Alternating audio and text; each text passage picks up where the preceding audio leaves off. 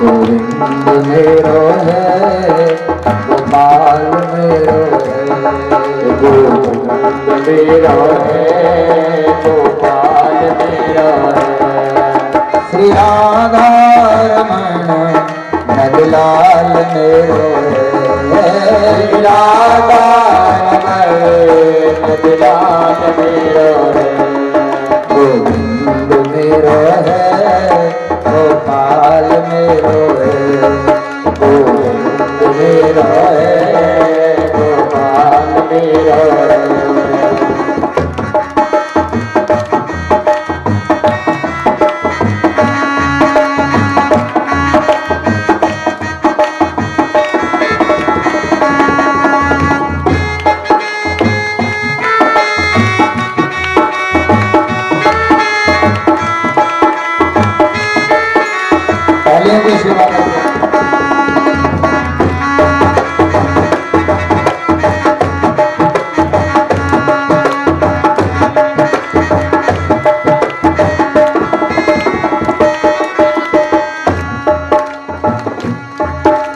श्री राधा रमण नंदलाल मेरो है, श्री राधा रमण नंदलाल मेरो है, गोविंद मेरो है गोपाल मेरो है, गोविंद मेरो है गोपाल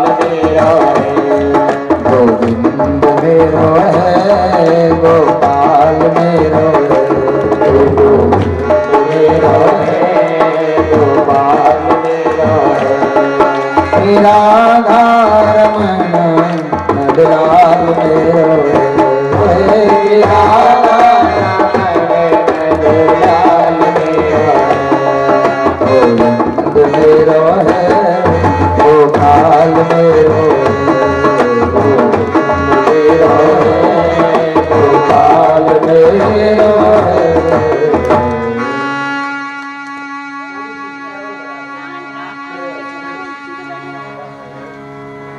अब आपने कल कथा श्रवण की,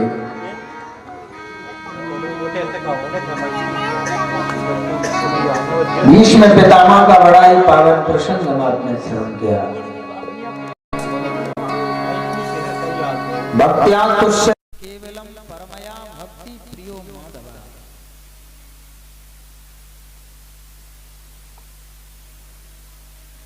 जे जानहि जे देह जनाई जानत तुम्हें हुई परमात्मा की कृपा।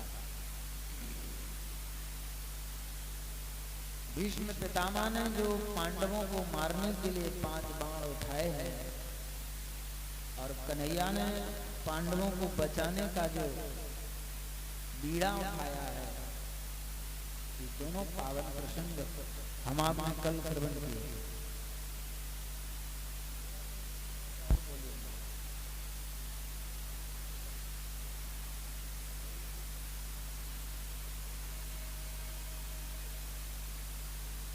सूत जी महाराज वर्णन करते हैं कि ऋषियों, महाभारत का जो पावन प्रसंग है बड़ा ही दिव्य है।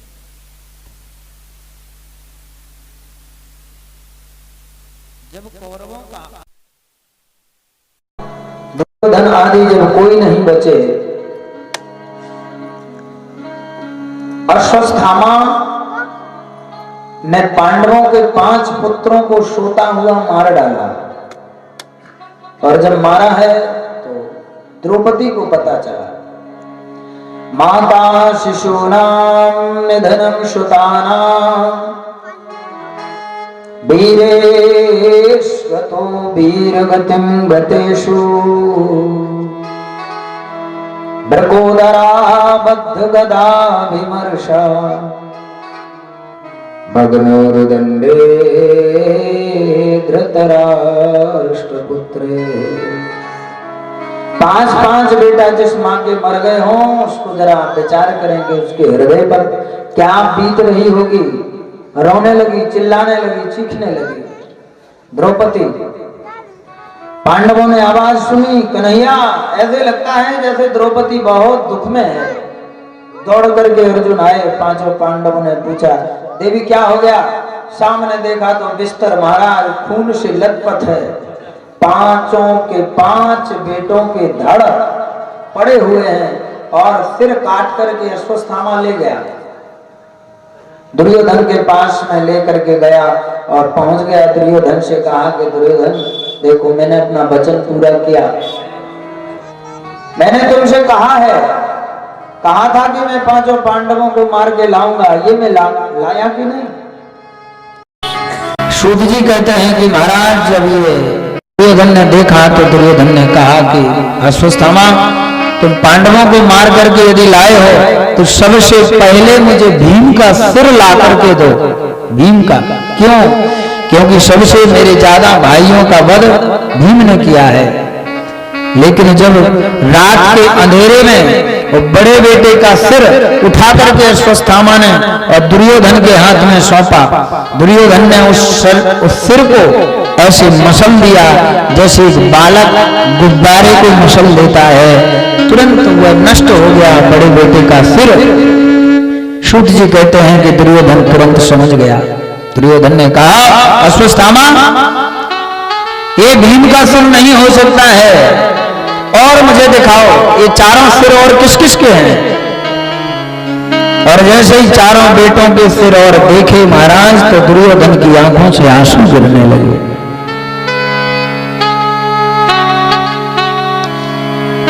दुर्योधन को भी दुख हुआ, इस बात का हुआ कि ना मेरे परिवार में कोई बचा है और पांडव बूढ़े हो चुके हैं, बूढ़े हो गए हैं।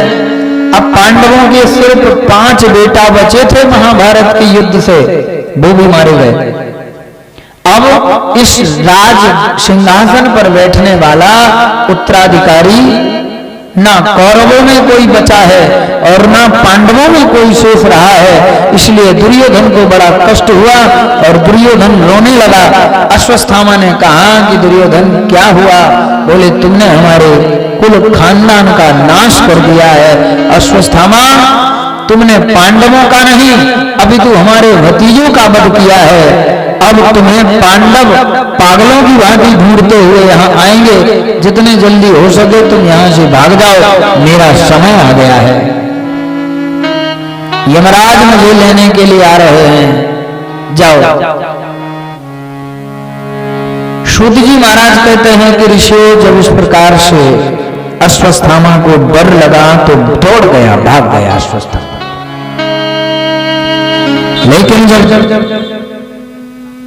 पता चला उन्हें, पांडवों ने जब देखा कि अश्वत्थामा ने किया है तो पीछा किया अश्वत्थामा का, और जहां अश्वत्थामा मिला कृपाचार्य जी के आश्रम में जाकर के खोजा, जो कृपाचार्य के आश्रम में छुपा हुआ है अश्वत्थामा को पकड़ के उसका अपमान करके और उसे महाराज प्रताड़ित करके बांध करके रस्सियों के सहारे और रथ में डाल करके द्रौपदी के सामने ले जाया गया।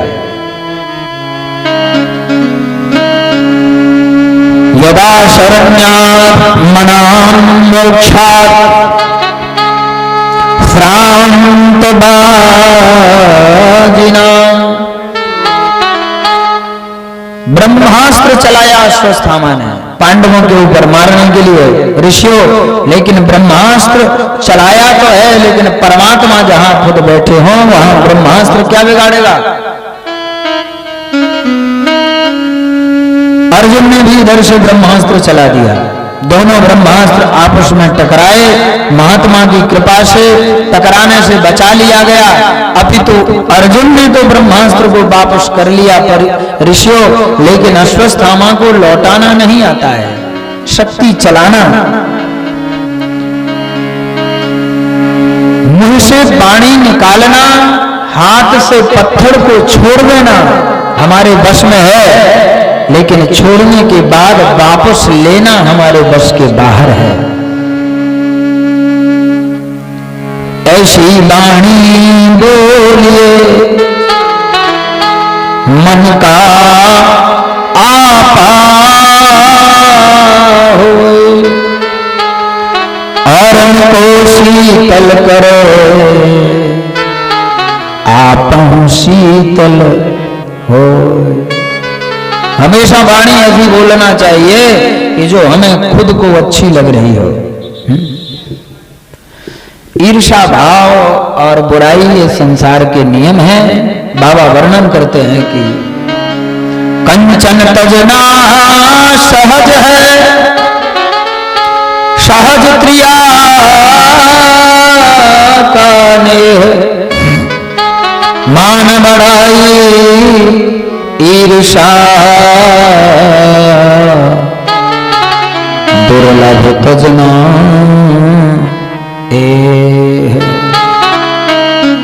आप सब कुछ तज सकते हैं महाराज, लेकिन कुछ ऐसी चीजें हैं अच्छे अच्छे सन्यासी बाबा भी नहीं तज पाते, त्याग पाते। कौन कौन? स्वर्ण त्याग सकता है व्यक्ति, स्वर्ण त्यागना सरल है। थोड़ी और साफ कर दो आवाज, भंडारी गूंज रही।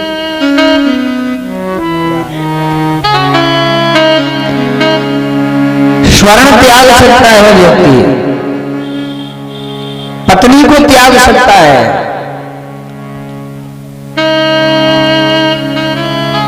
लेकिन त्यागना कहां कठिन हो जाता है। बोले अरे हमने पत्नी त्याग दी, बच्चे त्याग दिए, घर त्याग दिया, स्वर्ण धन दौलत गाड़ी घोड़ा मकान दुकान सब छोड़ के हम, लेकिन मान बढ़ाई ईर्षा तजना दुर्लभ है। ये बड़ी कठिन है ऋषियों तक त्यागना, इन्हें त्यागना बड़ा कठिन है। अच्छे अच्छे तपस्वी मनुष्य भी इसके चक्कर में पड़ जाते हैं। मान बा मेरा मान नहीं रखा, मेरा सम्मान नहीं किया। जैसे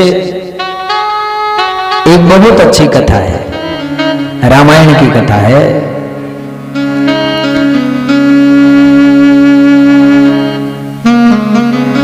कैथवर्ग देश का राजा सुकंत बड़ा ही धनुर्धारी था, बड़ा ही वीर था,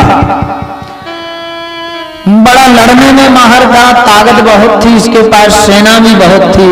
ऋषियों और वो जा रहा था कपिल मुनि के दर्शन करने के लिए गंगा सागर। गंगा सागर दर्शन करने चला जा रहा था तो बीच में नारद जी का मिलन हो गया। नारद जी ने कहा अरे सुकंत कहाँ जा रहे हैं? नारद जी से सुकंत ने कहा अरे महाराज कहीं नहीं, दर्शन करने जा रहे हैं, गंगा सागर जा रहे हैं। अच्छा अच्छा अच्छा, बहुत अच्छा है, जाना चाहिए, जाओ, करना चाहिए। राजा महाराजाओं को यही धर्म है, दर्शन करना चाहिए भगवान के, कपिल के, गंगा सागर जाना चाहिए, हरिद्वार जाना चाहिए, सब जगह जाना चाहिए। आप तो महान है महाराज। राजा बड़ा खुश हुआ कि जब नारद जैसे महात्मा हमारी बड़ाई कर रहे हैं तो आहा हम तो बहुत महान हैं। नारद जी ने कहा कि वहां तुम्हें महात्मा मिल सकते हैं, साधु महात्मा मिलेंगे तुम्हें सुकंत, बहुत सत्संग होता है वहां। महाराज वो तो होगा, बिल्कुल साधु संत मिलेंगे, जो भी मिलेंगे। और बोले वहां साधुओं की सभा हो रही है इकट्ठी गंगा सागर में, बड़े बड़े ऋषि महात्मा आ रहे हैं, कश्यप महाराज आ रहे हैं, विश्वामित्र आ रहे हैं, जमदग्नि आ रहे हैं, वशिष्ठ आ रहे हैं, च्यवन आ रहे हैं, गौतम आ रहे हैं, दधीच आ रहे हैं, बड़े बड़े महात्मा आ रहे हैं, पाराशर गादी तनय सूत अंबिराश्चा।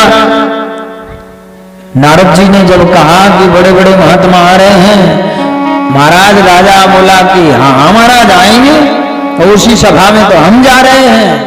अच्छा जाना चाहिए, सत्संग होगा, सत्संग सुनना। बोले बिल्कुल महाराज, सतई संग के लिए जा रहे हैं। अच्छा ठीक है, जाओ जाओ। राजा जाने लगा, नारद जी बोले सुनो सुनो सुनो सुनो। राजा बोला अब क्या बात है महाराज? बोले सबको प्रणाम करना। क्या करना? वहां जितने साधु महात्मा होंगे महाराज सबको प्रणाम करना। तो महात्मा ने कहा कि प्रणाम तो करना चाहिए, महात्माओं को प्रणाम नहीं करेंगे तो किसको करेंगे? आप जैसे महात्माओं ने यही तो सिखाया है, सबको प्रणाम करेंगे। बोले नहीं नहीं, सबको प्रणाम नहीं करना। अब देखो नारद जी दे रहे हैं ज्ञान। नारद जी ने जब कहा सुकंत से कि सबको प्रणाम नहीं करना, तो महाराज किस किस को करें? बोले सबको करना, सबको करना, लेकिन वहां विश्वामित्र जी बैठे हों उन्हें नहीं करना। अब आप विचार करो, विश्वामित्र महामुनि ज्ञानी, जिन्होंने रामचंद्र जी को धनुर्विद्या सिखाई, जिन्होंने राम जी का विवाह करवाया, ऐसे विश्वामित्र को प्रणाम नहीं करना और सबको करना। राजा बोला महाराज ऐसा क्यों? विश्वामित्र जी को क्यों नहीं करें? नारद जी ने कहा वाह, तुम राजा हो, वे राजा, अब राजा को राजा क्यों प्रणाम करे? बोले क्यों? वो तो महात्मा है। अरे वो महात्मा अब बन गए, नकली महात्मा बन गए, दाढ़ी माड़ी रखा लिए, जटा रखा लिए, मत करना प्रणाम। वशिष्ठ जी से कितनी लड़ाई लड़ी थी उन्होंने, उनकी गैया छुड़ाई थी, उनकी कामधेनु गाय के पीछे कितनी लड़ाई लड़ी थी। जब वो विश्वामित्र राजा थे, छत्री थे, कई लोगों की हत्याएं की थी इन्होंने, कई लोगों को मारा था, राजा थे। तुम नहीं करना प्रणाम, तुम भी राजा हो, आज तुम भी दाढ़ी रखा लो, तुम महात्मा बन जाओ, क्या करना? तुम राजा, वो राजा, विश्वामित्र को नहीं करना। अरे महाराज आपने तो ठीक आंखें खोल दी हमारी, हम तो विश्वामित्र को आज तक महात्मा समझते थे। अरे ढोंगी है, वो महात्मा नहीं है। अगरबत्ती और क्या लगवा दो जी, शिव जी के पास लगाए, गला बैठा, यहाँ लगी इस तरफ, नीचे लगी हैं, उनको निकाल ले जाओ।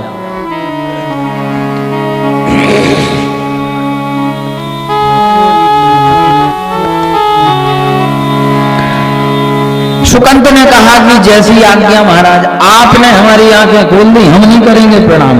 हाँ तो जाओ, ध्यान रखना। अरे बोले महाराज ध्यान, अब तो पक्की गांठ लगा ली, हम काय को करें? राजा, हम राजा। अब सुकंत पहुंच गया, सभा लगी थी, सब लोग बैठे, सत्संग चल रहा था। अब जैसे यहाँ कोई आ जाए वो सबको चरण छुए, सबको चरण छुए, और हमारे महाराज जी के ना छुए, हमारे छुए, सबके, आपके, सबके, महाराज जी के न छुए या हमारे ना छुए। हमें लगा वाह सबके पांव छू रहा है, हमारे नहीं छुए। और विश्वामित्र जैसे महात्मा, सुकंत ने सबको प्रणाम किया, पूरे महात्माओं को प्रणाम कर लिया, जितने महात्मा बैठे थे सबके चरणों में लगा दंडवत करने के लिए, लेकिन विश्वामित्र जी की तरफ देखा तक नहीं, बीच में बैठे हैं विश्वामित्र। अब बुरा नहीं लगेगा, और चुपचाप बैठ गया। अब विश्वामित्र जी को आया गुस्सा। विश्वामित्र तो गरम दल के महात्मा है, हमने पहले ही दिन कहा था कि महात्माओं में भी गरम दल और नरम दल होते हैं। कुछ महात्मा गरम दल के होते हैं, कुछ ये विश्वामित्र जी भी गरम दल के हैं? महात्माओं में भी कैटेगरी है अलग अलग। अब महाराज जैसे ही विश्वामित्र जी को क्रोध आया, वो सभा छोड़ करके, वो सत्संग मतसंग सब छोड़ करके सीधे अयोध्या पहुंचे राम जी के पास। राम जी आराम कर रहे हैं, लखनलाल दरवाजे में बैठे हैं, रखवाली करने के लिए द्वारपाल बने। विश्वामित्र जी दरवाजे में पहुंचे, लखन राम कहाँ है? लखनलाल जी चौंक गए, गुरुदेव गुरुदेव आप कैसे? अरे